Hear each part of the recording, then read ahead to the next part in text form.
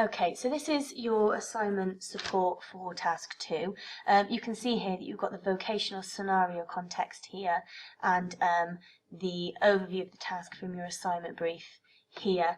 Don't worry too much about this scenario here. We're going to mostly use the case studies that you were given before, so we're going back to using those case studies.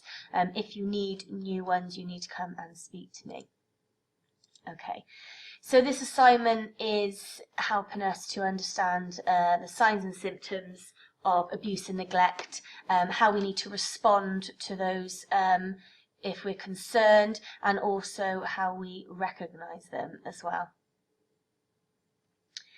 So the first thing we need to do is your introduction. So your introduction should introduce your report, and you need to explain why you're writing about signs of abuse and neglect, and why it is so important to understand how to deal with the signs and symptoms of abuse or neglect if they come up. So that's just your introduction, so it shouldn't be that long an introduction.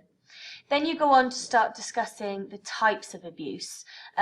So here you might have some subheadings just describing the different types of abuse. So things like what is neglect, and acts of admission, physical, psychological, sexual, financial, discriminatory, and domestic abuse. So using the information that you've got, that is you just describing what is involved in those different types of abuse or neglect. That's then closely followed on to you describing the signs and symptoms of each of these. So you could, if you wanted to, amalgamate these two sections together. So when you are talking about the type of abuse, neglect and acts of admission, you might want to say the signs and symptoms of this include unkempt appearance, unexplained weight loss. If you want to do them in separate sections, that's fine as well. Your next section of the assignment is about you discussing factors which may influence abuse or neglect, so may make people vulnerable to abuse and neglect. So here you're explaining factors that could contribute to individuals being vulnerable to abuse and neglect. So you've got these different groups of people or different influences or causes, and you need to talk about all of those, and then you've obviously got the different bits here that's not in bold that you need to discuss within each of those subheadings. After that, you're then explaining how you would respond to some of these types of abuse after you've had concerns about seeing these signs and symptoms, and after you've seen about and written about how which groups are more susceptible. So you're explaining how you would respond. So you would follow the safeguarding policies and procedures using different agencies, ensuring professional roles and legal responsibilities are followed. So again, you would need to discuss all of these factors when you're explaining how you would respond, or what is going to inform you on how to respond. And then finally in this section, you're then explaining different strategies that you could use to reduce the likelihood of someone being abused or neglected.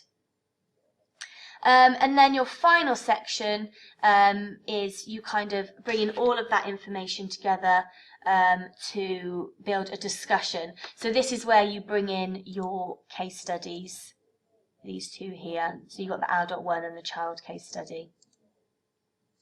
And this is where within that discussion you'll need to use the case studies provided, and within those kind of discuss the different types of abuse that you might see, and all this, so the signs and symptoms. If you wanted to extend that case study yourself and add things like financial abuse or anything like that, I'm happy for you to do that as well, as long as you explain that. You would then go on and explain the method you would use to respond. So you're using the information that you've already written to kind of apply it to these two case studies. Then you're assessing the importance of recognising and responding to the evidence or concerns. So you're looking at these two case studies and basically saying this is this is why it's so important that we use these ways of responding, and this is why it's important that we're recognising for this different service user group. And then finally, you're describing some of the procedures that you might have used when responding to these concerns, and justifying why you have chosen them. So when you're justifying something, you're saying why you were using them, why do they benefit the service user. So fairly straightforward assignment this time, and you can use this video to keep going back to if you get a little bit stuck as we go through. Anything you need, obviously, come and speak to me.